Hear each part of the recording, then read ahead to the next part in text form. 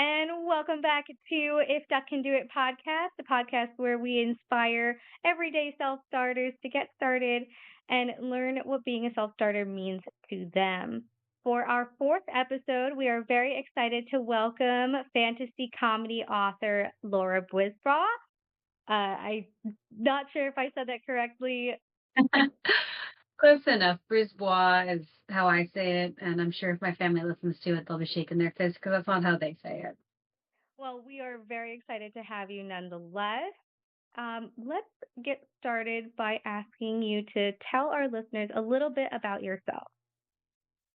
Yeah, so I'm a writer. Both I write fantasy books. I also write technical documentation. I've studied English. I've been a technical writer for 7 years, and I have been a fiction writer for much longer. Because I started writing way back when I was 10, but really only got the first thing published around 2020. Yeah, always been a passion of mine. I was homeschooled, so I had a lot of spare time in my childhood to mess around with worlds and words and figure out how to make them play together. Thank you. So why fantasy comedy specifically? And you could go even broader and I could ask why writing in general. Feel free to answer one or both or whatever you feel comfortable. So it's actually funny. The sort of origin story of my fantasy comedy series, Gila, Evil Sorceress at Large, uh, was a response to a Reddit writing prompt. So it wasn't some like story that had been percolating there for a while, but I spent a lot of time on writing prompts during the pandemic back in 2020. Didn't have a lot else to do. And this one really kind of took off and I think really like resonated because before then I was writing a dystopia, really grim, dark dystopia. And that was not necessarily resonating as much with readers online. I think that maybe grim, dark, and dystopia felt a little real in 2020. And I think that comedy felt like a bit more of a relief. So I just sort of started spinning it from there. Comedy's always been really big in my family. It's always been really big among my siblings. We've developed a second language made of just inside jokes.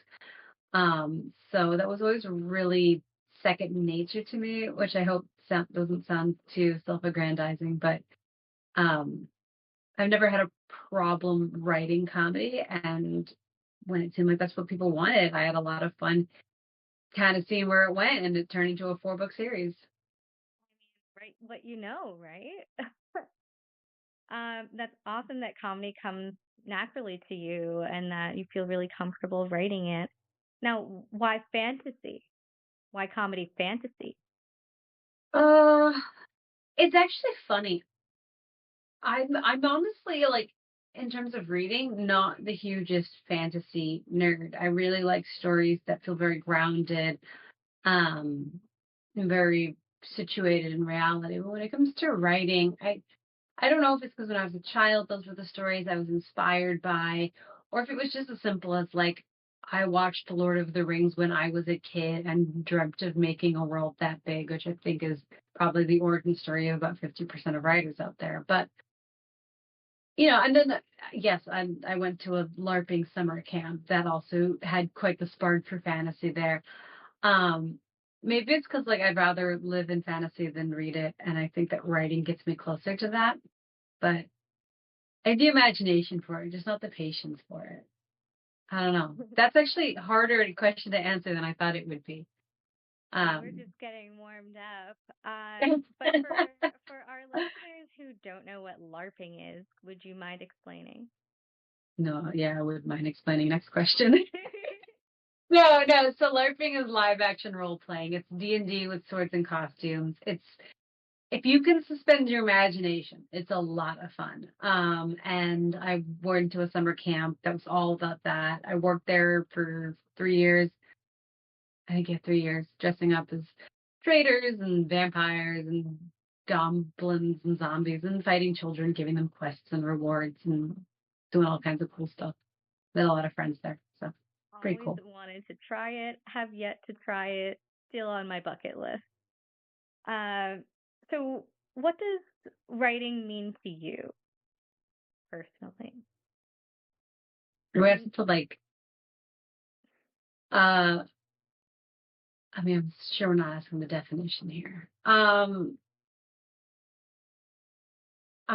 trying to find like an angle to approach that question at. I can also follow up that question or kind of steer that question with, is there anything specific that you are trying to accomplish with your work? Uh, I mean, I love the idea of people reading the stuff I write. I mean, who doesn't? But it's always been like that dream to like have books that reach people and have fans and readers that want more, craft their own narratives from it. I mean, it's just like seeing something that's in your head steadily get bigger and realer.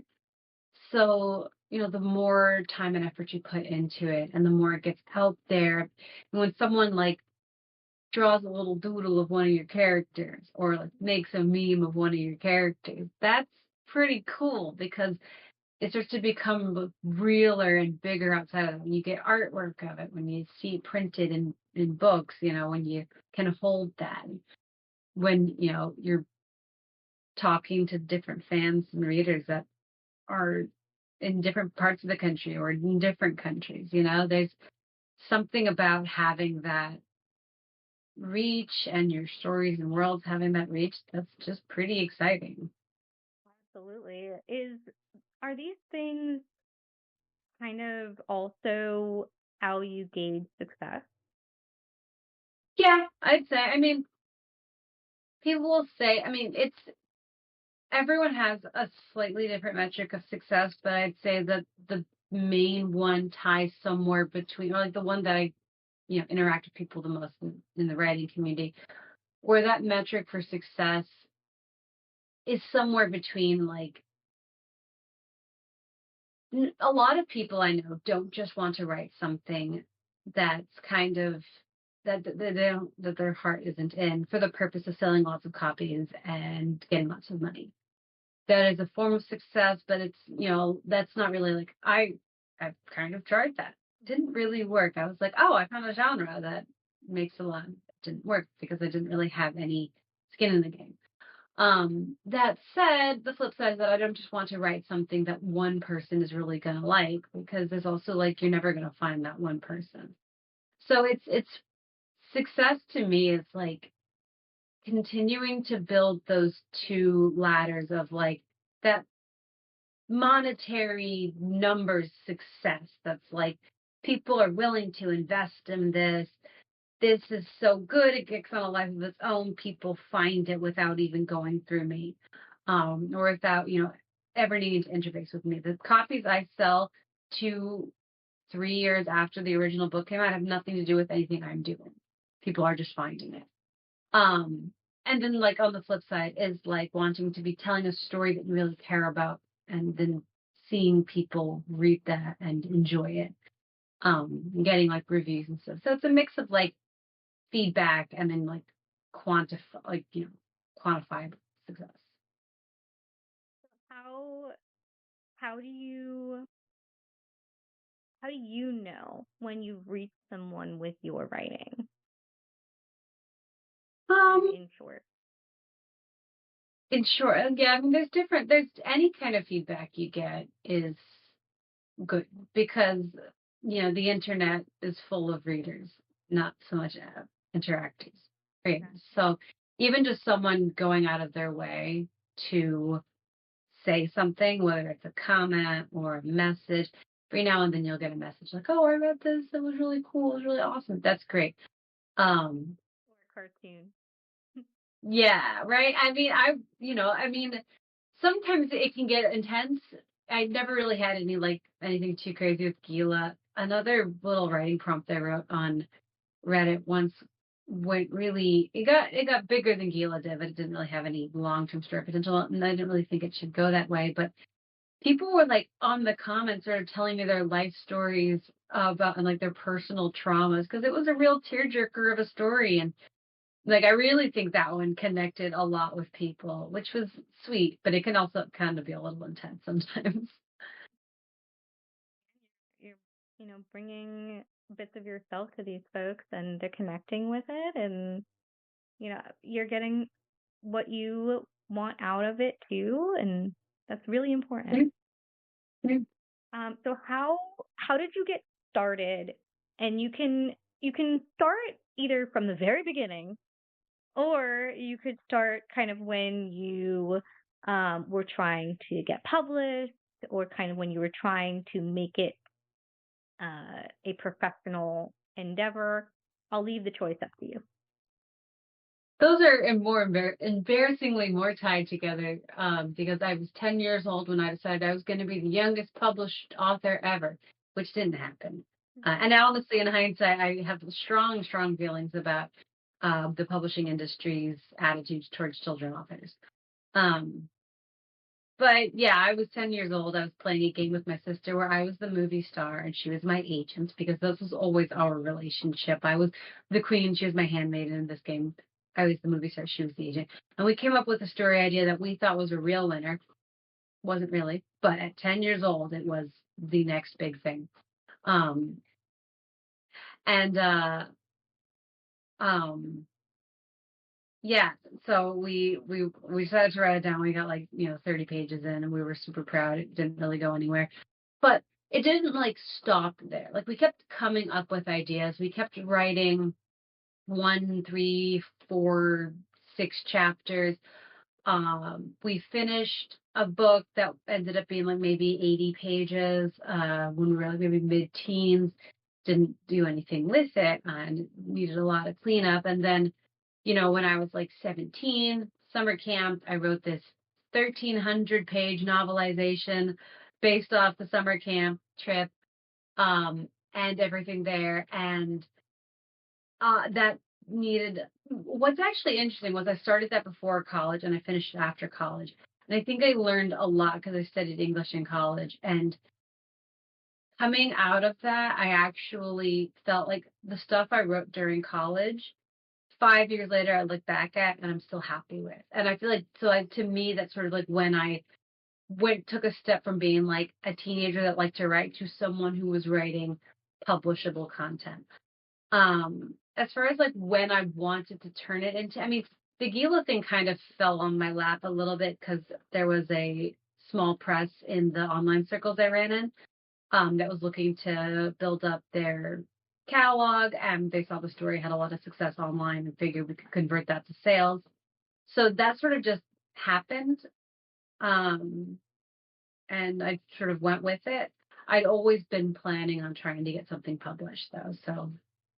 That's an excellent segue into asking what resources and people you relied on when you were getting started. And also just in general, what resources and people do you rely on now as well?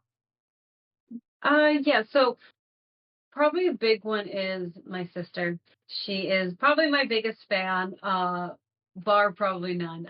Everything I read, everything I write, she reads. My current story that I'm working on, every time I have a chapter, she'll even text me. She'll be like, "Hey, have you written any more of that? I want to hear it." She read the whole thing, so she's been great. She helps me storyboard.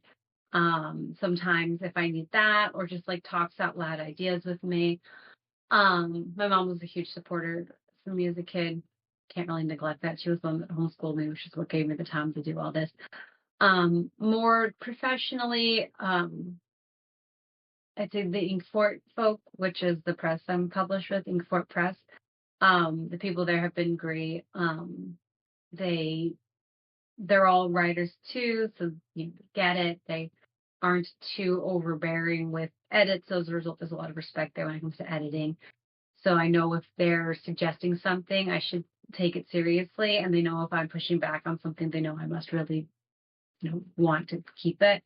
So there is a lot of respect there in terms of, what we're suggesting and what we're accepting. It was always a really exciting process, doing the covers, sitting down in a call and having my main, this woman, Casey, who did a lot of work on Gila, she would sketch out all the covers of stick figures, and we would move the blocking around, and then we give it up to an artist to actually make happen. But it was all of that. There's a couple online communities. My books were all serialized online before getting published. So Royal Road, Reddit Serials, Scribble Hub, I think were the three places that those went.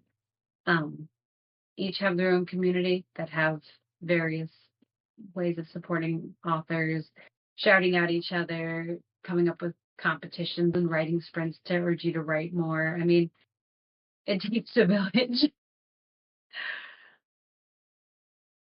Those are excellent resources. Thank you. And hopefully our um, would-be writers listening take advantage of those resources as well. Yeah, a lot of those. I mean, With I the could exception talk. of probably your sister, but Yeah, well, I unless will Autumn say wants to be a professional beta reader, that's a different. I will give one caveat to what I'm sort of talking about, just because I don't want to accidentally say something that's going to get someone jumping headfirst into the web serial community. Web fiction is a really, really good way to get eyes on stories for certain genres. I will caveat that a little bit if you're writing nonfiction. It isn't as much, but it's a really good way to get eyes on your stories, and it's a really good way to develop a following, a reader base, Patreon, that kind of thing. Um, if your goal is traditional publishing, there are a scant few presses that will take something that has already been serialized online.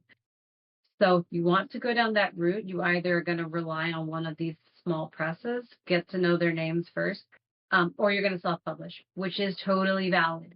But that's just the little asterisk I'll add before we get off topic or move topics, because I don't want anyone being like, awesome, I'm going to serialize my novel, and then find out that no one will pick it up. Good distinguishment? Distinction? I think distinction is Yes, the word we're going distinction. for. That's the word I'm looking for. Me, not a writer. You, a writer. This is very clear. Oh I'm gosh. barely a talker. Um, okay, so thank you. Thank you for the resources and for letting our listeners know how you got started. Um, what is something that you're proud of related to your work?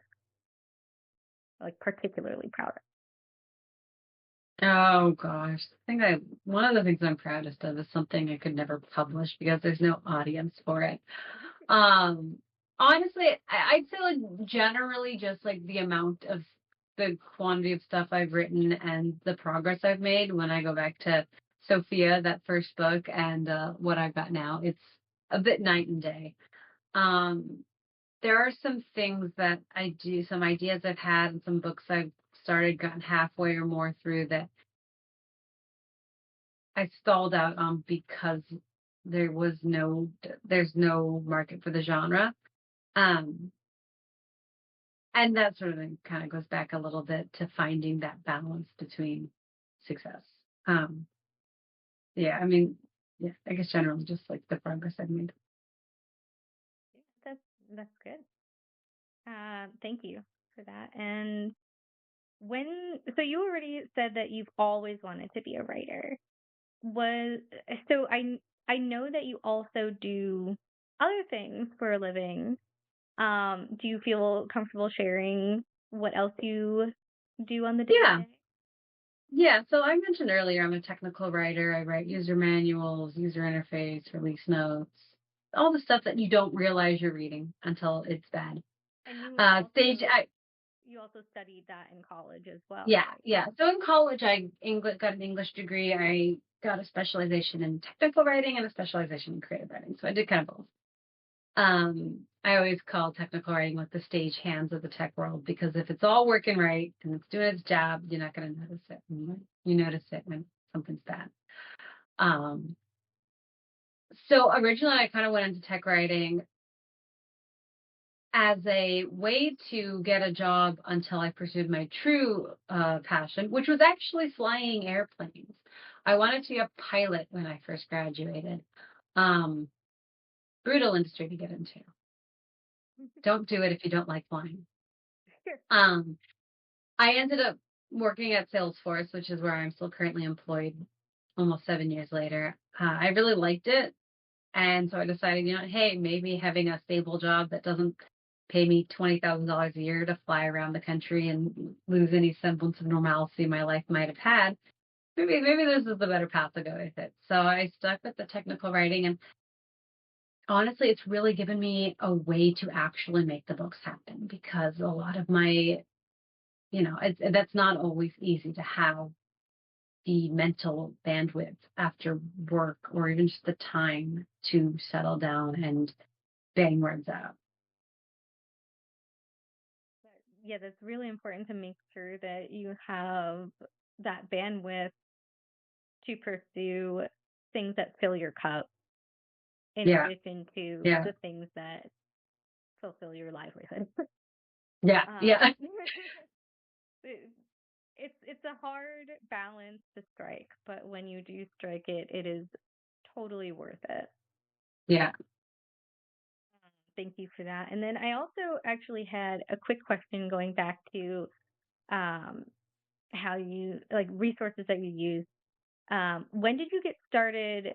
At what point did you get started with Patreon, and why did you make the decision to get onto Patreon?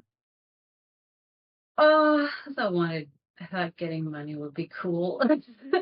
Honestly, it was kind of that. Like, I had a backlog. I was serializing online. When you're serializing online and you have a reader base, that's almost like the natural step. People start asking, like, when are you going to make your Patreon? Like, you've got 100 readers. When are you going to make your Patreon? Um, Patreon for writers, 9 times out of 10, they're just giving you, I mean, for like online serial, 9 times out of 10, you're just getting advanced chapters, but that's enough for a lot of people. So yeah, by the time I got to like where I got, like with the friends I had and the circles I ran in, making the Patreon is just kind of the expected stuff. Like, no one's gonna judge you if you don't, but people are just kind of gonna expect you to do it, and you're honestly kind of crazy not to, because it's just people want to support you. People, I haven't released chapters in months, and people are still there. I still have a few active patrons because they want to support the authors that they love, and like that means the world, right? It makes me feel bad sometimes, but it's the world. Like, sometimes you're just giving people a way to support you and they really want to. So, Crowdfunding type of deal, but hmm also, just showing an artist in any form, writer, visual artist, performing artist, your support any way that you can, even if it's not monetary, even if you're just sending a message to them to tell them, like, hey, you're doing really great, or I really like the work that you're doing. All those forms of support are super important and they go a yeah, long way. yeah, And they reassure the artist that what they're doing is, meaningful, not just for themselves, but for others as well. Um, yeah. I mean, if we go back to metrics of success, one of the big ones is knowing there's people out there enjoying what you're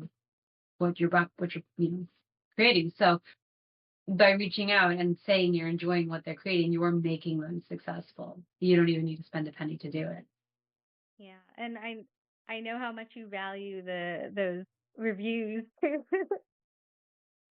the Amazon book reviews, and Yeah, well, I even if mean, it's just like an Amazon review, you're not necessarily reviewing the story itself, but it's a method of supporting you and showing other people that this is something worth investing in. exactly. It's it's that voucher, not voucher, but you're You're vouching for them, vouching for right? You're them, yeah, saying, you know, this is worth my time to review.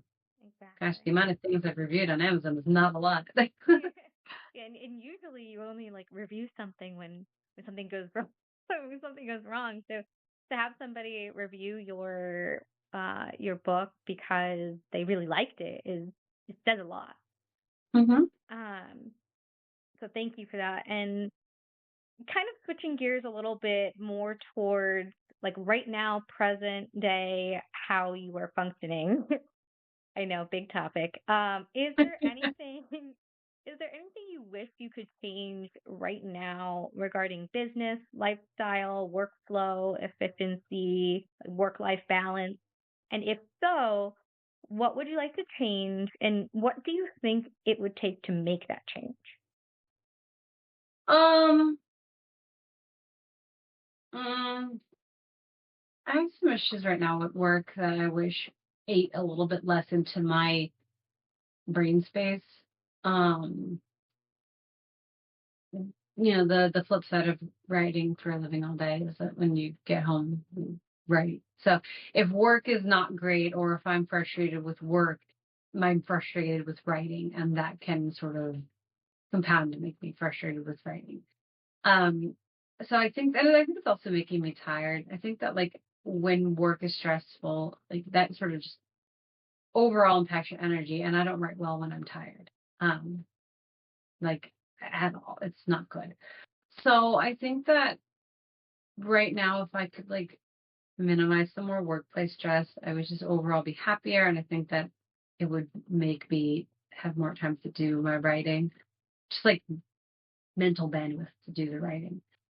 As far as what I could do, to fix that, I mean,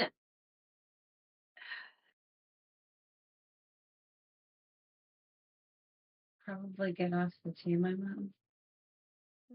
Yeah. That sometimes like the ugly truth about like looking at like the thing is that's wrong is like I have to change it. Like there's not like an easy fix or a small like I guess yeah, that I mean without getting into office politics, sometimes it's just actually looking the problem in the face and saying, you're not getting better or moving, are you? And sometimes you just have to go around it and past it and move on. So yeah, Yeah. not not an easy next step or thing I'd like to do next, but I think that sometimes you have to be honest with yourself. For sure. And part of my goal with these questions too is to not just inform our readers, but to also kind of help my guests start thinking about how they can, uh, I guess, be more kind to themselves in their work and um, figure out what lifestyle choices are best for them. Um, so things that are worth thinking about for sure. And kind of going back to the mindset or headspace that you need to be in when you're writing, like, can you tell our listeners a little bit more about kind of like what kind of headspace do you need to get into in order to sit down and write and be productive? Like what's the recipe for productivity for you? For me, it's being not tired. I can pretty much, I mean, when I think of like the things that have gotten in my way, it's when I'm tired, when I'm mentally bleary, when I'm groggy, when I'm lethargic. It can happen like the winters or like around time, like daylight timing, daylight saving time switches. Um, I think that the best thing I have done for myself is otherwise not tie my writing to any specific thing. Like, and when I'm at my best and when I have that energy, it's just like, oh, I have 15 minutes, I can write. I have 15 minutes. I actually think that that's something I, I mean, not to sort of direct the question away, but finding those 15, 20 minutes that I have between something and doing something with it is, ah, it's a habit.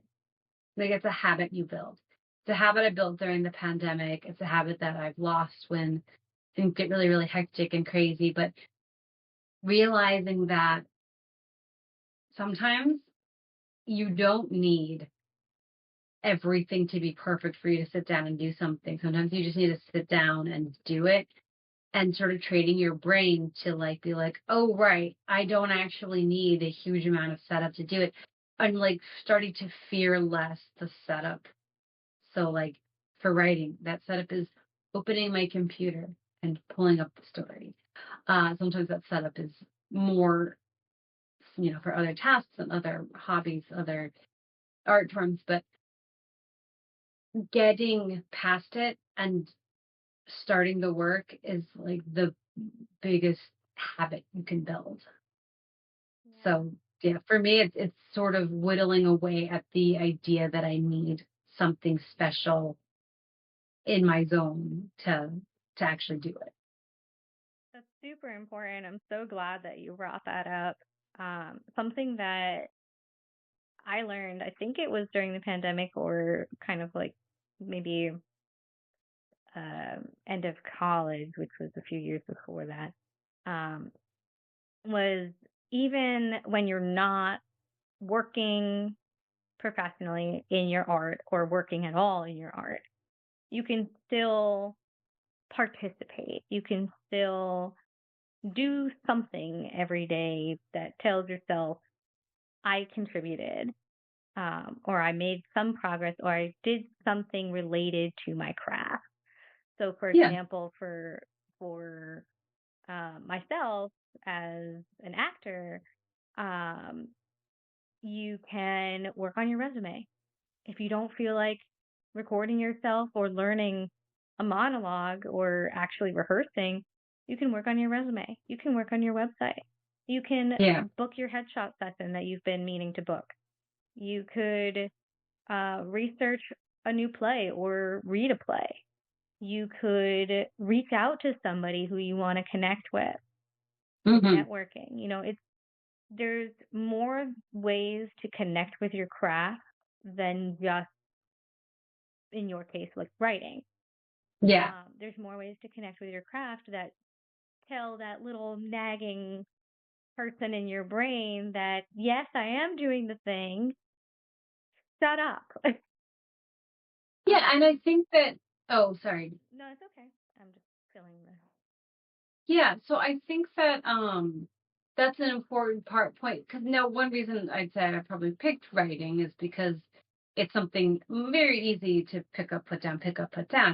But I think that it's probably especially important for the art forms that are not so easy to pick up, put down, and walk away with something that walk away with something you've built to show for it, that it is all the more important not to let it build, like not to let the idea of doing something for your craft build in your head. Like, oh, I really got to do that. Like, that starts to get big in your head and it starts to make you feel like there's so much more to overcome when it actually comes time to go out and audition, right? Or to record a I don't know, a segment of voice acting or whatever it is you're doing. Like, when it does take a lot more to actually do it than just sitting down and doing it, making sure you are finding little ways to stay present in it and active in it means you don't have that like desert of inactivity to overcome when it does finally come time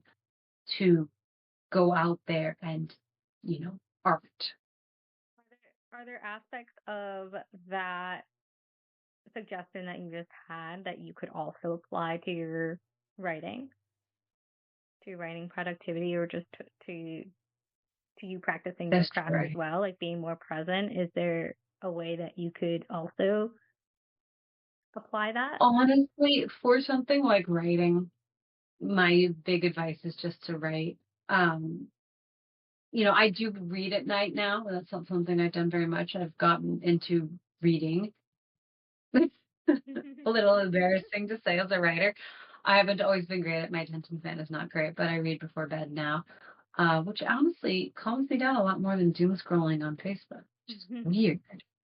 But the big thing for writing specifically, I think, is that nothing you're going to do is going to be better for you than just writing. And I actually kind of almost find like writing is the opposite problem where people will waste time not writing, doing like filler stuff. People get really, really invested in world building. They'll write these like giant world Bibles. Um, and then they'll get sad because no one wants to hear them talk about it. Because the only way to talk about the world you've created is to craft a compelling narrative. There's almost no way to otherwise share it. People will create languages, they'll draw maps. That's all great for like a hobby, right? Like it's a hobby. But if you want people to interact with the stuff you've created for writing, I think the only way to do it is to write.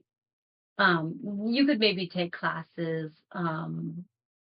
but I network with There, other writers, but yeah, you're gonna networking with hear. other writers, and then also like, are there? But I will You say, probably I did will this a lot say, in college. Like, oh, go on. you probably did this a lot in college, where like they give you writing exercises and things like that that help kind of like get you more present and get you more in the zone, I guess, is where I'm going with Yeah, it.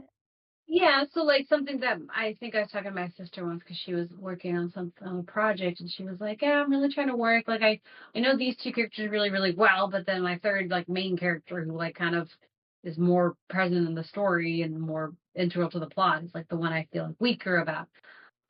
It's like for that I might be like, well, write like scenes with them, right? Like something funny with them, like going out to like connect. If you want to connect with these characters more, like write them doing stuff that isn't plot relevant. Find a funny situation to put them in. Find the things that you like about them, or dig deeper into their past, right? Something that happened in their childhood. Just like get to know them more. Um, Personally, I feel like a lot of times when it's story narrative, you're already spending a lot of your downtime building that narrative. So I drive, I do chores, I lie awake in bed. Like that's all the work of building it, which is why I think that sometimes the most important thing to do when you're sitting down at your computer or with your pencil and paper, if you're one of those people. No shade to those people. I've got all the respect in the world for the pen and paper crowd. I just could never do it. Um, it is to get them down. And I will say, if you go and network with more writers, you're going to get an unfortunate amount of just right. It's definitely a community. Well, in my opinion, the most productive communities are not the ones that waffle about how being a writer means you don't write. The most productive communities are the ones that say you're a writer if you do write. Sometimes you just need the tough love and not the procrastination memes, which we all love a good procrastination meme. So I can't. They're too much shade. Folks could share their favorite procrastination memes with us. We would love that. Thank you. Thank you, Laura. And yeah, so that was a very a very long but also very fruitful answer. Kind of switching gears again. What is one mistake or pitfall that you've had? What happened? How did you handle it? And what did you learn?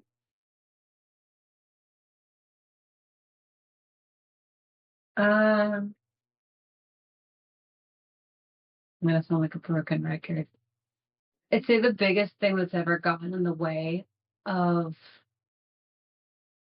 me as my success as a writer and my ability to improve as a writer has been buying into a mainstream like myth, I think, that it's supposed to take you years to write a book. And that anyone who is writing them faster is like cranking them out, doesn't love their work, isn't passionate or invested, thinking that like books are meant to be these like 5 year long crafted pieces. And I'm sure that I'm going to say that and someone hearing it is going to get pissed because I got pissed when I heard that. Like when I started interfacing, interacting with the community, once I got out of academia and started interacting with community of people who actually published books, who wrote books and put them out and got readers, being like, well, I'm better than they are because I actually thoughtful and think about what I put down first. I don't just like write a ton of stuff and just put it like my work is art. It matters more. And there's a whole lot of traps you can get into your head. I I'm sure everyone's heard of like the classroom metaphor with like the clay pots where like half the class was told to make as many clay pots as they could and one half the other half was told to make the best clay pot they could, and by the end of the class the ones that were making quantity ended up with much better clay pots than the group that was going for quality. So the only way to learn to do is to do, or the best way to learn to do is to do. So I think breaking out of my sort of like delusions of like the true artist is one that spends their whole life slaving away to one magnum opus because that's what their favorite published author did.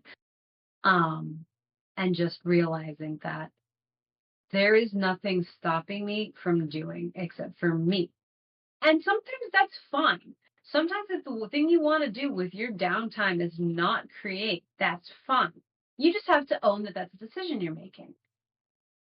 And getting into that mindset, I think, has been healthier for me. It's made me more productive, but it's also made me feel less guilty when I don't do it because I'm not making excuses. I am acknowledging to myself that I am currently prioritizing something else above my writing.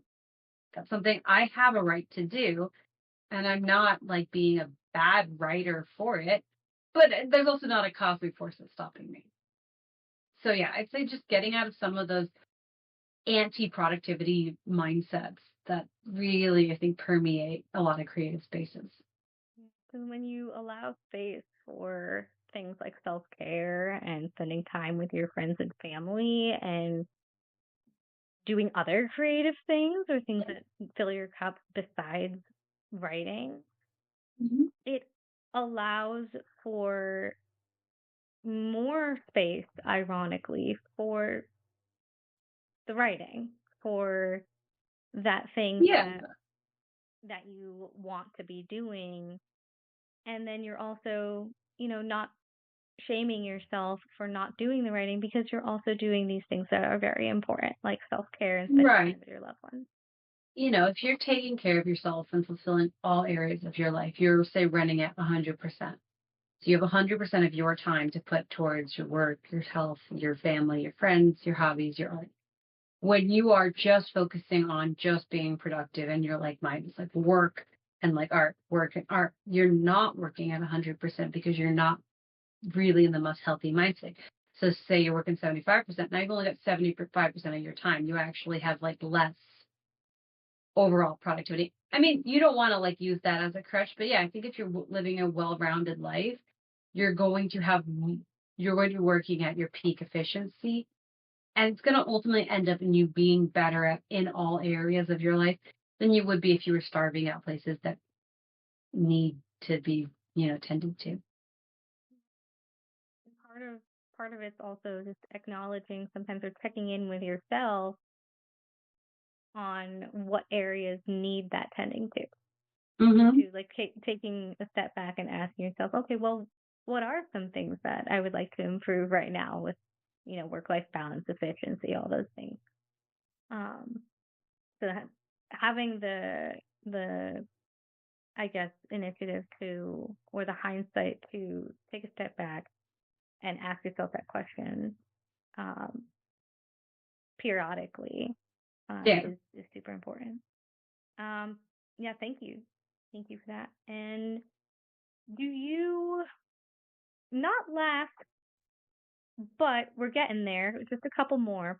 This is a big one Okay. though. What advice do you have for anyone who's listening who would like to do what you do, whether it be professionally or as a hobby? But for someone who's trying to be a fantasy comedy author, published or not, what advice do you have for From the productivity standpoint, I touched on it a lot. So just to like sort of sum up, look for the areas of your life that are dead space, not the areas of your life that are downtime. Right? Like hanging out with your friends and chatting is downtime. Scrolling mindlessly on Facebook is dead space. You need some dead space just to let your brain tune out. But like find the areas where you actually genuinely might be wasting time and seeing if you can fill it with just 15 minutes. Or to quote, what was it? One of my publishers, Jess, would always say, "Can you write 10 words? Can you write 10 words? Because you can. You can always write 10 words. You'll probably write a little bit more."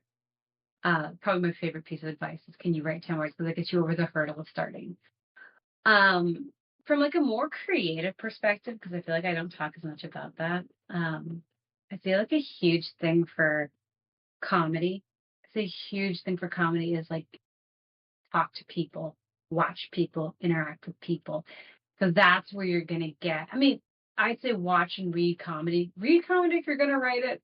I don't read a lot, but I do love to read comedy or like things written with comedic tones, even if they're not straight up comedies. But you can research a lot and you can read a lot and you can watch a lot and you can intake a lot, but you can't replace interacting with people to write good people. And I think that currently, right now, especially like audiences love strong characters. I think that in fiction, we go a lot. Like we really want to relate to a character, whether it's because we see ourselves in them or because we're putting ourselves in their shoes. But like you really want to enrich all areas that you want to write in. Um, for fantasy, like that one's a little trickier. I actually personally don't like to try and read some of the genres I'm writing because I feel like that can bleed too much into my work.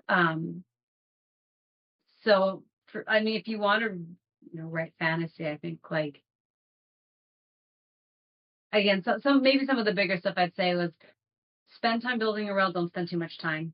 Your world is gonna continue to build as you write it. So you want to go in with some structure, but you don't want to like just necessarily box yourself into everything where you're trying to force your way around.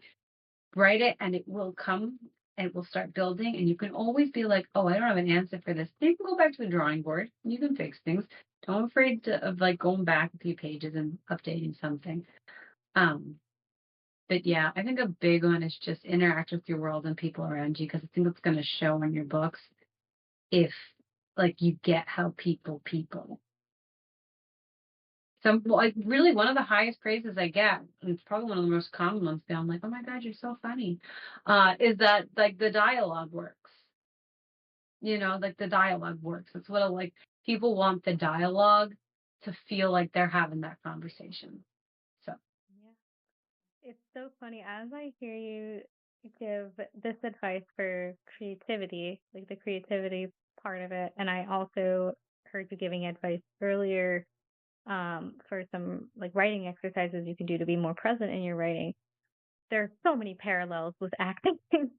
Like as you're yeah, yeah. describing it to me, I'm just like, oh, just take the two characters and put them in a funny scene or like do something funny with them. And that's literally what you do as an actor to get out of your head and into character is you take Mm-hmm.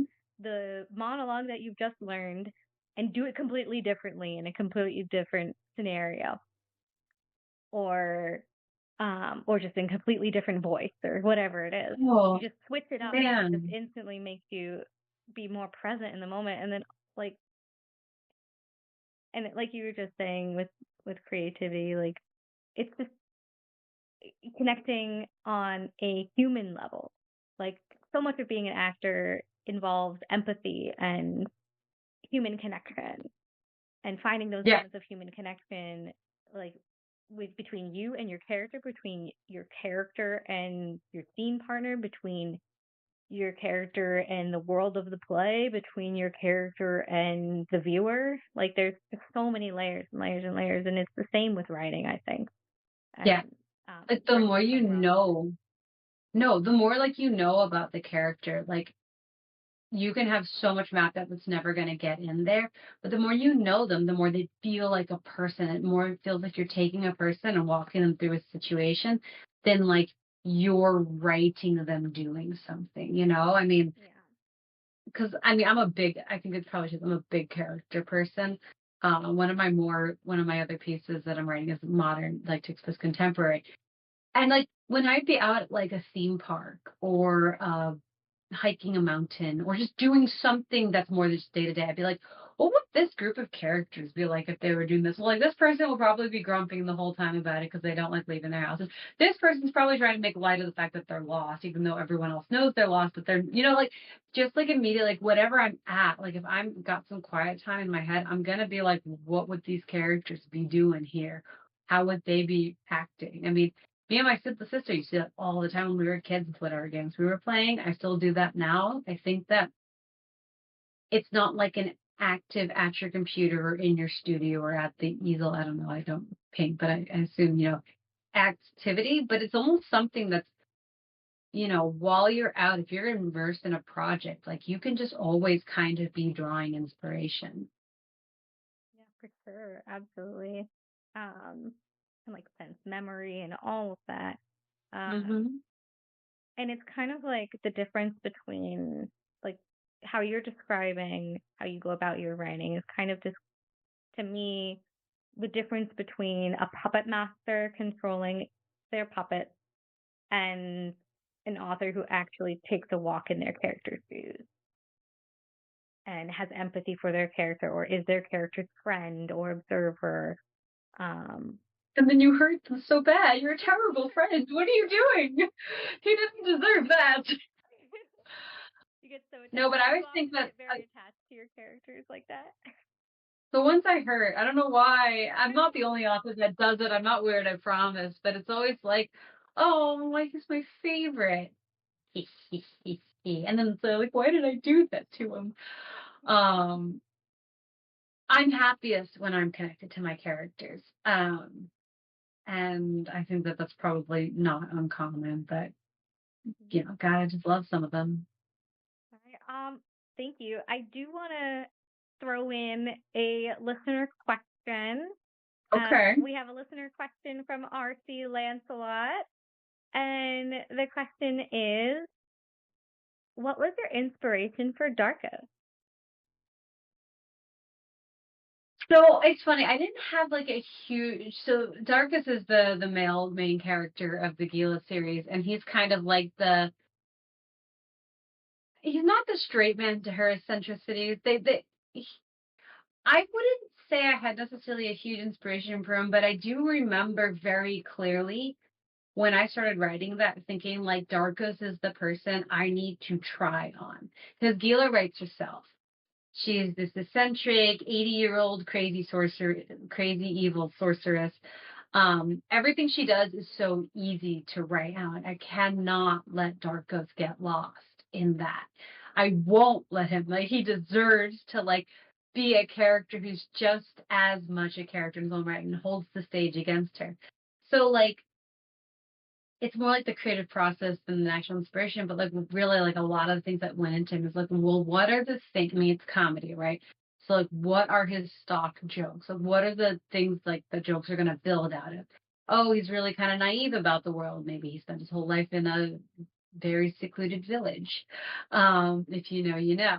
Um, so like that we've got areas there where his like obliviousness and his ability to like learn from Gila, or maybe the things that she does that shock him, or what are things he might do that would shock her, like making sure you're really letting this character be a strong counterpoint to another character. So for him there were some challenges.